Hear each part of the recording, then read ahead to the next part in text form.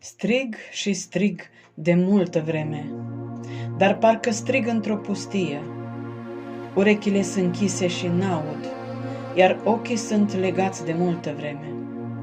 Căci a intrat păcatul și și-a făcut loc în mijlocul neprihănirii mele și caută să îi atragă pe cei ce i-am ales, să-i amăgească și să-i înșele. Mulți dintre acei care vestesc cuvântul meu s-au alipit și s-au unit chiar cu nelegiuirea, însă pe aceștia nu i-am trimis eu. Ei vă aduc nădejde falsă, amăgirea. Ei, vestitorii Evangheliei mele, ce ar trebui să vă arate calea, viața și adevărul, vă spun că Domnul-i bun, că totul va fi bine, să nu îi credeți. Ei duc în amăgire tot poporul. Însă cu acei care vă învață așa, eu aspru mă voi judeca. Pentru ei și casa lor, eu voi fi judecător. Pe prorocul mincinos, dar și acei cu învățături străine, vor fi cu toții dați pe față de rușine. Ei mă vestesc cu zâmbetul pe buze, de ei să stați departe, că sunt lingușitori. Să nu vă alipiți de oameni ca aceștia, vă duc în rătăcire și sunt amăgitori. Nu vă luați după acei care vă arată o cale largă și deschisă către lume. Eu v-am lăsat o cale îngustă, pe care e și suferință. E adevărat că sunt puțini acei ce merg până la sfârșit cu mine. Eu v-am lăsat calea răbdării și calea dragostei v-am arătat, pe toți acei care s-au încrezut în mine, să-și ducă crucea până la capăt, eu i-am ajutat. Căci pe pământul acesta chiar eu v-am spus că veți avea necazuri, dar îndrăzniți, căci eu le-am biruit pe toate, la fel și voi cu mine împreună o să biruiți. Căci trebuie să fii încercat, la probă să fii pus, altfel nu poți ajunge în împărăție sus. Căci semnele sub ochii tăi se împlinesc, semne care venirea mea o prevestesc. În cer nu poți fi dus neîncercat, prin foc tu trebuie să fii probat. Odaia-i gata, toate-s pregătite. Cei care sunt cu adevărat copiii mei, ei mă așteaptă, tot poporul simte, ei mă doresc de mult să vin la ei. De aceea am îngăduit tot ce se întâmplă, să dregi altarul și să te sfințești. Cu starea asta care o ai acum, intrare în cer tu nu ai să găsești.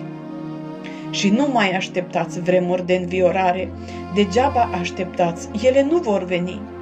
Se pregătește o prigoană, o asuprire mare, pentru că toate-s gata și cel ce vine va veni. Veți fi urâți și prigoniți pentru numele meu, dar cel ce va răbda până la capăt, eu îi voi da cununa vieții. Va sta o veșnicie în cerul meu. De aceea am îngăduit această groază pe pământ.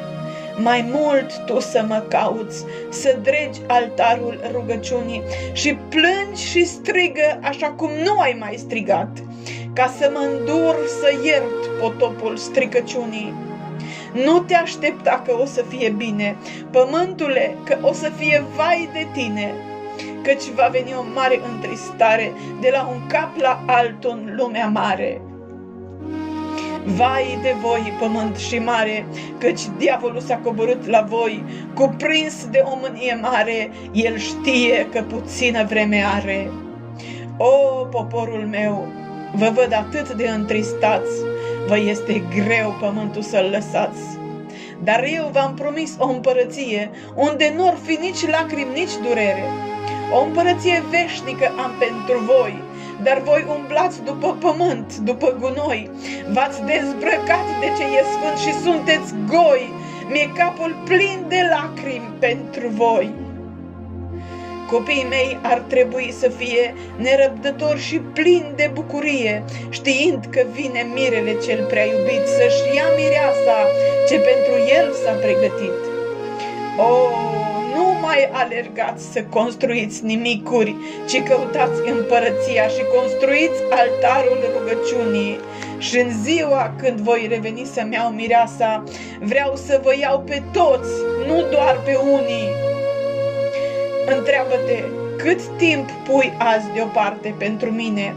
Din cele 7 zile cât are săptămâna, în care alergi doar pentru tine, întreabă-te, pui deoparte o zi, măcar una. Nu mai alergi atât de mult la rugăciune, nu mă mai pui pe primul loc pe mine, la cei desculți și goi ce n-au o pâine, la cei întemnițați, bolnavi, tu mă trimiți pe mine.